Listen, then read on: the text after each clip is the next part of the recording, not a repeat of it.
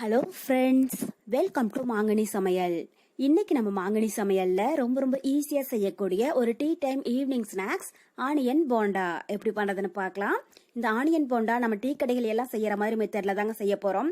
இது உள்ள நல்லா சாஃப்டாவும் மேல நல்லா முறுமுறுன்னு ரொம்பவே டேஸ்டியா இருக்கும். 10-15 நிமிஷத்துல டக்குன்னு செஞ்சு முடிச்சிடலாம். சரி வாங்க, இப்ப ஆனியன் போண்டா எப்படி பண்றதுன்னு பார்க்கலாம். ஆனியன் போண்டா பண்றதுக்கு ஃபர்ஸ்ட் ஒரு மிக்சிங் பவுல்ல 4 பெரிய வெங்காயம் நல்லா மெலிசா நீளமா கட் பண்ணி வச்சிருக்கேங்க.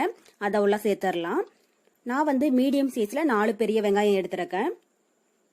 வெங்காயத்தை பொடியா கட் பண்ணிடக்கூடாது, நல்லா மெலிசா இந்த அளவுக்கு நீளமா கட் பண்ணி சேர்த்துக்கோங்க.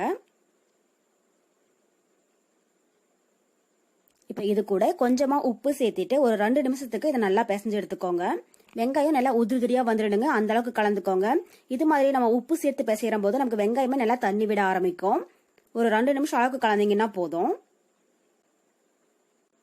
ஒரு 2 நிமிஷம் அளவுக்கு நல்லா இது மாதிரி அழுத்தம் கொடுத்து பிசைஞ்சிங்கன்னா தான் வெங்காயமும் உப்பு நல்லா சேர்ந்து தண்ணி பிரிஞ்சு வர ஆரம்பிக்கும். பாருங்க, இப்ப வெங்காயம் நல்லா உதிரியா வந்துடுச்சு. வெங்காயத்துல இருந்து லைட்டா தண்ணி பிரிஞ்சு வர ஆரம்பிச்சிடுச்சுங்க. இந்த அளவுக்கு ஆனதுக்கு அப்புறமா இது கூட நம்ம மத்த பொருட்கள் எல்லாம் சேர்த்துடலாம். இப்ப இது கூட ஒரு பச்சை மிளகாய் பொடியா கட் பண்ணி வச்சிருக்கேன், அதை உள்ள சேர்த்துடலாம். நம்ம மிளகாய் தூளும் சேர்க்க போறோங்க, அதனால 1 அளவுக்கு பச்சை மிளகாய் சேர்த்தீங்கன்னா போதும். கூடவே பொடியா கட் பண்ண கொஞ்சம் கருவேப்பிலை, அப்புறம் பொடியா கட் பண்ண கொஞ்சம் மல்லி இலை, காரத்துக்கு 1 டீஸ்பூன் மிளகாய் தூள். நம்ம பச்சை மிளகாய் சேர்த்திருக்கிறதுனால நான் 1 டீஸ்பூன் மிளகாய் தூள் எடுத்திருக்கேங்க. நீங்க உங்க காரத்துக்கு தகுந்த அளவுக்கு சேர்த்துக்கோங்க. கூடவே 1/4 டீஸ்பூன் இஞ்சி பூண்டு விழுது, அப்புறம் 2 ஸ்பிஞ்ச் அளவுக்கு சமையல் சோடா சேர்த்துடலாம். சமையல் சோடா அதிகமா சேர்க்க வேண்டாங்க, 2 ஸ்பிஞ்ச் அளவுக்கு சேர்த்தீங்கனாலே போதும். அப்பதான் போண்டா நல்லா முறுமுறுன்னு கிறிஸ்பியா இருக்கும். இப்ப இது கூட 1/2 கப் அளவுக்கு கடலை மாவு சேர்த்துக்கோங்க. கடலை மாவு நம்ம வெங்காயம் எந்த அளவுக்கு எடுக்கிறோமோ அதுக்கு தகுந்த மாதிரி தாங்க தேவைப்படும். நான் மீடியம் சைஸ்ல 4 பெரிய வெங்காயம் எடுத்திருக்கேன், அதுக்கு 1/2 கப் கடலை மாவு அளவா இருக்கும். கூடவே 2 டேபிள் ஸ்பூன் அரிசி மாவு. அரிசி மாவு சேர்க்கிற போது போண்டா நல்லா கிறிஸ்பியா இருக்கும். இது இருந்தா சேர்த்துக்கோங்க, இல்லைனாலும் பரவாயில்ல. இப்ப ஒரு 2 நிமிஷத்துக்கு இந்த மாவோட வெங்காயத்தை நல்லா கலந்துடுங்க. ஃபர்ஸ்டே தண்ணி எதுவும் சேர்க்க வேண்டாங்க, நமக்கு வெங்காயமே நல்லா தண்ணி விட்டுருக்கு. ஒரு 2 நிமிஷம் நல்லா பிசைஞ்சதுக்கு அப்புறமா தேவைப்பட்டா கொஞ்சமா தண்ணி சேர்த்துடலாம். பாருங்க, இப்ப மாவு வெங்காயத்தோட நல்லா சேர்ந்து வந்துருச்சு. இன்னும் கொஞ்சமா தண்ணி தெளிச்சு விட்டுக்கலாம். தண்ணி மொத்தமா ஊத்திடாதீங்க, லைட்டா தெளிச்சு விட்டு பிசைஞ்சிங்கனாலே போதும். மாவு ரொம்பவே இலகி இருக்க கூடாதுங்க, கொஞ்சம் திக்கா இருக்கணும். அப்பதான் போண்டா எண்ணெய் குடிக்காம இருக்கும். தண்ணி அதிகமா போயிடுச்சுன்னா போண்டா எண்ணெய் குடிக்க ஆரம்பிச்சிடும். உங்களுக்கு ஒருவேளை அப்படி தண்ணி அதிகமா போயிடுச்சுன்னா கொஞ்சமா மாவு சேர்த்துக்கோங்க, சரியா போயிடும்.